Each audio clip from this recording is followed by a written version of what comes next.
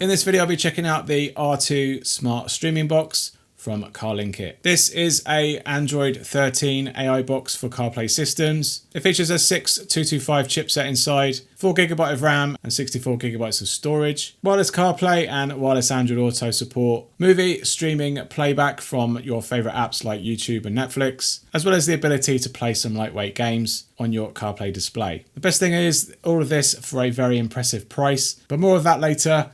Let's first see what's inside the box. Okay, so here's what you get inside the box. You get a paper instruction manual, you get the R2 AI box itself, and you get two means to power the AI box. You've got a USB-C to C and a USB-C to USB-A for more traditional CarPlay ports in the car. Looking over the R2 AI box then, it is something very familiar to some of the most recent AI boxes that I've seen on this channel recently. We've got a kind of space grey, airplane grade aluminium around the outside, tempered glass on top and bottom. We've got an Android logo on top here, not a CarlinKit logo or anything like that, but perhaps we might see that in the future because this might be an early sample. We've got a status indicator light on the top there. And on this end, we've got the means to power the AI box through the USB-C input, a small nano SIM card slot here, and a standard micro SD card slot on the right side of the port as well. On the bottom, just some stamps here. You've got the CP200 here, which is a standard CarlinKit branding, and it's the T-Box S as well as the R2 branding. Now once powered up, this lights up with a LED light, which you can change in the Android app on the car system. But spec wise, you've got Android 13 operating system, a Qualcomm 6225 chipset CPU, and the Adreno 610 is going to be in there alongside it. It comes with a little bit less RAM than some of the adapters that I've reviewed, so the specs and the performance will be slightly hit on that, but you might be surprised when I show the benchmarks later. But basically it comes with 4GB of RAM, not 8, and 64GB of storage, not 128. So that obviously means that they can keep the cost down whilst offering quite a considerably decent AI box as well. Now the 4GB, 8GB RAM is going to reduce the amount of multitasking that you'll be able to do with this adapter. But if you are sticking to one app, most people most likely will be, such as YouTube, Netflix, etc. It's going to handle that totally fine, and you won't get much of a hit with half of that RAM running inside. But we'll find all that out in the car demo. So let's jump in the car now and see how well this performs. So I'll see you there. All right, so we're in our Cooper Braun and we're going to test out the R2 from CarlinKit. We're going to first plug it in and see how quickly it takes to boot up. So connecting now.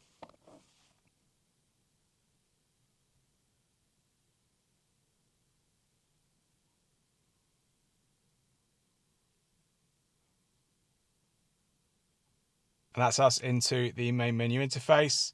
Roughly around about 33, 36 seconds, which is pretty much standard these days on AI boxes, specifically the 6225 chipset that's also in there. So generally not much of a disadvantage of having that RAM. It's not going to boot it up any quicker than it currently does anyway. But here we are into the main menu interface. Obviously I've got a higher definition screen than quite a few other more standard displays. So we've got an extra couple of widgets on the side here that caters for a higher definition display. We've got a main maps tile here which can be interacted with. 4 shortcuts which you can tailor to your own, just simply by tapping here, scrolling to the various app that you want to make a shortcut for and replace the icons that way.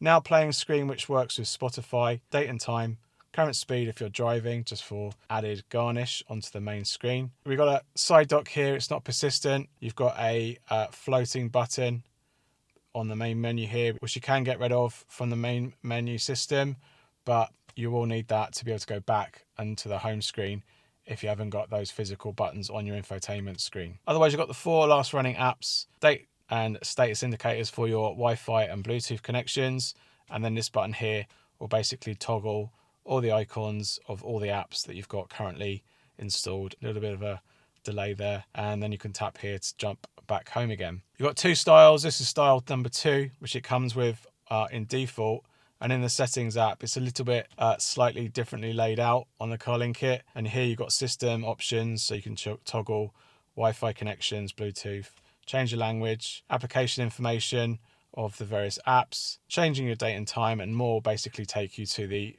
OS Android settings screen From where you can actually then go into dev mode, turn that on. I've tried that and it is available to be enabled. Display options takes you to the LED color. You can change the LED ring that's on the actual box itself to suit your car interior. You can't actually change the color. You've only got these neon spectrum and this one here as well, and you can change the speed of which it changes. You can't actually change your own color. Here you can toggle the phone button on and off. Cursor operation within things like wireless CarPlay and Android Auto. Here's your desktop style, changing your speed and navigation bar, which is basically the bar that comes in the side of apps if you don't want to have that bar in the apps sometimes. Navigation settings, you can change that tile widget in that home screen to a different app if you wanted to. And then in the original, here you basically got means to change certain settings to tackle any compatibility issues, such as changing the video definition, image quality, setting the car GPS, so it uses the car GPS instead of the GPS on the actual AI box for better signal and more accuracy. Auto display will force the connection to the display if you have to physically tap the app to enable it on the car system. And then here you can send media information like music if your car supports it on the instrument cluster. Other settings, you can send feedback, turn on dual Wi-Fi mode for Android Auto as well as internet connection. Choose your boot up app if you want to boot up into wireless CarPlay or Android Auto straight from boot. Change your voice assistant if you want to turn on a AI generated voice assistant. Factory settings and copy logs, and then here's your basically car information as well. It is called T-Box Ambient, which I thought is quite an old AI box, but they might be piggybacking off that chipset and putting their 6225 on top of it. But that's the settings. We'll just go into display and change that style 2 over to style 1 so we can actually show you the loading of specific apps without maps getting in the way. Also, that will fire up and it will speed up the boot process as well because it's not having to wait for that maps to load up as well. So that basically gives you a widget and all the apps all on one screen. This button now changes to basically first screen toggle instead. So here's all your pre-installed apps. All your standard Google suite are in there, Google Maps and so on. You've got the ability to update the AI box should it need a new version that's currently available. Here it's quite old, it's November last year, hasn't been updated since then. And you've got in AI box calling, so if you've got a SIM card installed, you can actually call directly from the AI box, and we'll test that later. Bluetooth pairing, if you don't want to use it for CarPlay, for example. Accessing messages directly through the SIM as well. Bluetooth music is the same as the phone calling. You've got AutoKit for CarPlay and Android Auto, which we'll go over later. Chrome browser, Play Store to download any other app from the Google Play Store. Then you've got YouTube and Spotify and Netflix. These ones I've installed myself to benchmark the device. And surprisingly, I'll throw up the benchmarks now. It actually runs pretty well. For the 6225 with the less RAM, it runs pretty much the same in terms of single core and multi-core, as well as GPU performance. It's exactly the same GPU. All you have is just less RAM and storage. So let's go into maps. And that's us into maps pretty quickly, actually. Not the fastest, but again, you will have a little bit more of a delay because you're running less RAM. So that's us into maps. I've tried it earlier. There's no pass-through to the instrument cluster from the native. I've yet to see an AI box that does that, and pretty responsive. You can actually then run directions to a various location, and then it's going to run Head northwest on Stanmer Avenue, then turn left. So it's going to run like any other Google Maps application, but it's running natively on the box rather than from your phone. You've got no pinch and zoom support, but you do have the zoom in that way option. And that is Google Maps. Next up is YouTube. That's us into YouTube. Again, relatively fast. I'm running a screen width of about, I think it's 536, I think it is. Obviously, you can go into dev mode, make it a little bit higher, and you'll get more real estate on the interface. But this DPI is not too bad. You've got 3 screens or 3 videos per row, and it's very nice and responsive as well. Let's go into our Twitch test app. So we're running at 1080 60 already.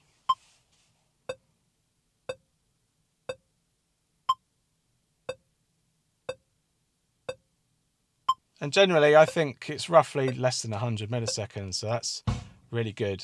And just like the Brooks as well, you're going to get some, because it's done on the 6225, you're going to get similar playback as well. So that's Twitch. We're going to go back and show you some lip sync. But that's for another video. In this video, I will focus on wireless Apple CarPlay only adapters. So let's find out which adapters had made my top 5. In this wireless CarPlay... So, as you can see there, lip sync on this display and this car system is really, really good. Happy with that on YouTube. Happy days. Let's go back. Let's go into Netflix. And that's us into Netflix relatively quickly. It does use this kind of mobile-ish layout. If you were to up the DPI, it'd be a bit more usable, I think. But it's not bad, relatively responsive. Obviously, it's loading in all the poster art as well for all the videos. But there's a slight lag there.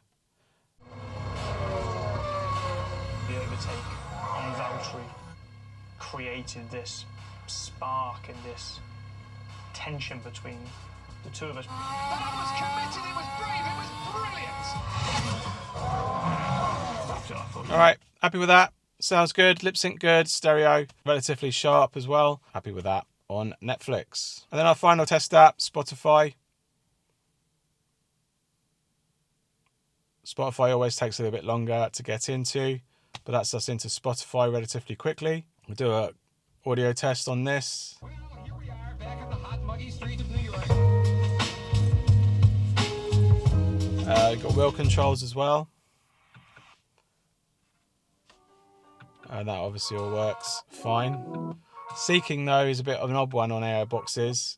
It like randomly, rapidly goes through them.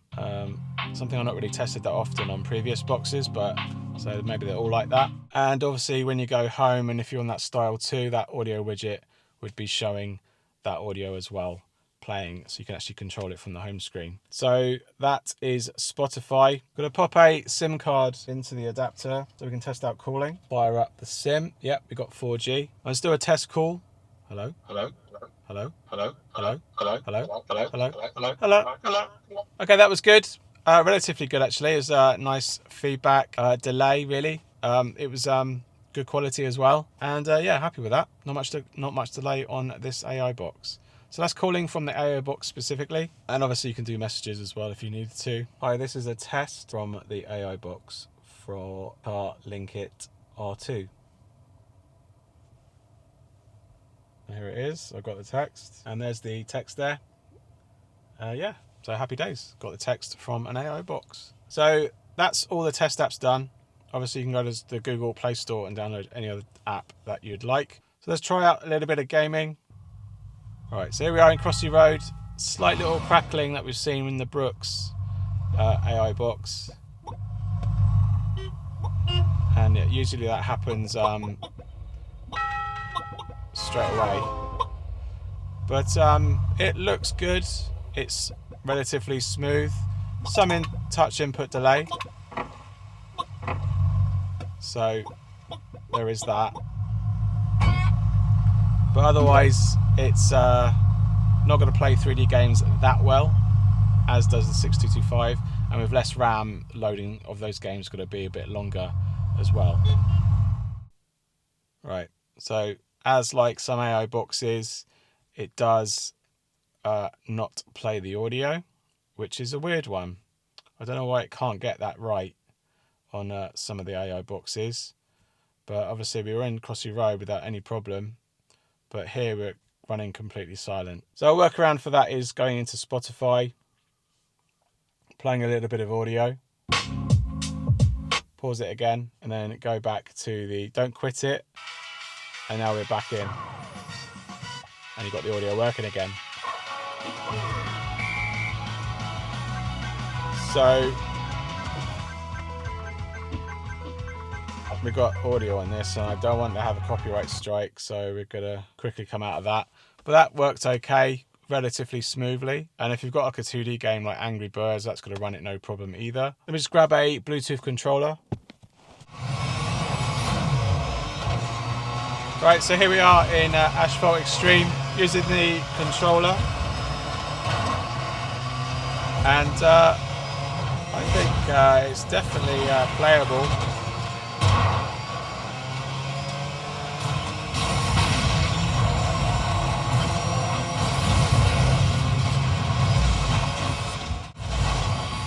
We're going to finish.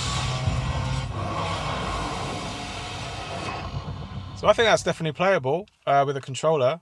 And it runs really, really well, actually. I was quite surprised. Less RAM isn't really giving a hit, just on the loading, I guess, between maps. But that was quite relatively quick as well.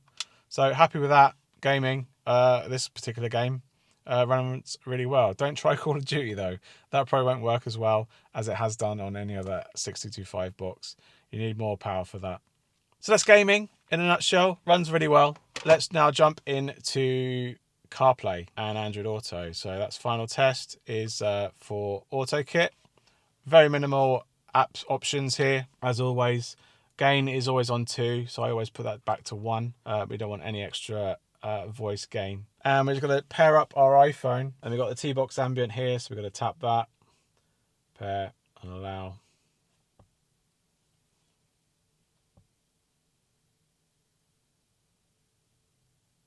And that's us into that without a CarPlay accepting prompt. And it's a little bit fuzzy, but not super fuzzy. I'd say that's definitely usable. Obviously, it's not going to be as quick as an actual wireless adapter because it's emulating it through software. But it runs relatively well. You can go into maps here. Now, because it's got GPS pass-through, I don't think I've actually seen this before. It's taking my navigation position more accurately. Not many devices actually do that. So that's got us pointing in the right direction. So very happy with that. No pass-through support though on the instrument cluster or heads-up display, which is kind of expected, but it doesn't work on Apple Maps, and it should if you're using it natively, but we're not using it natively, we're emulating it. So that's why it doesn't work. Otherwise, I'd be okay with this. It's not 60 hertz or anything like that, but you can get in there, you can play up some music, and that's the lag between input. Wheel controls back and forth are fine. Seeking doesn't work, like most other AI boxes. It doesn't work. Call button, that works. Send an audio message to test. Hi, this is Anthony from CarPlayLife.com. This is an audio message using the CarlinKit R2 AI box, and this is an audio test. Okay, sounds okay. Music's resumed as well. I'll say the gain is a bit still too high on the microphone input. It should be a little bit one notch less. So there should be a 0 rather than a 1 or 2 by default. But it works. Sound quality is okay. Let's try a call test. Hello. Hello. Hello. Hello. Hello. Hello. Hello. Hello. Hello. Hello. Okay, not too bad. Slight delay, but not significant enough to be worried about it. Happy with that. Right, so for Android Auto, we're going to go into our Bluetooth settings. And here's the T-Box ambient here. We're going to pair.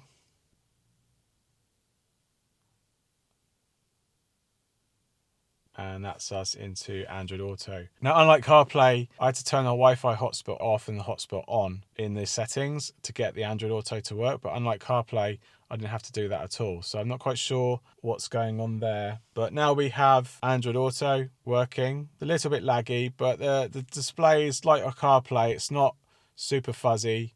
A little bit more native in resolution, but it looks relatively quite decent. You can interact with that some way. You can see the slight delay that you've got there, and the same will be in once we're actually into the main Maps app. Again, this is being emulated rather than using the devices, the wireless devices. Right, now we've got our data sorted out, we've got the route there. Let's start. No, it's not passing through Head to the HUD. northwest on Stanmer Avenue, then turn left to stay on. Or the heads instrument cluster. Let's try Waze. Let's take Saltine Vale, Saltine. No, that's not doing that either. So nothing on CarPlay heads-up display or instrument cluster there. But yeah, generally it's not bad actually. Let's be honest. It's not the worst I've seen. But if you're after wireless CarPlay, it's not going to be as quickly as an adapter would be. Let's try some carrying on audio.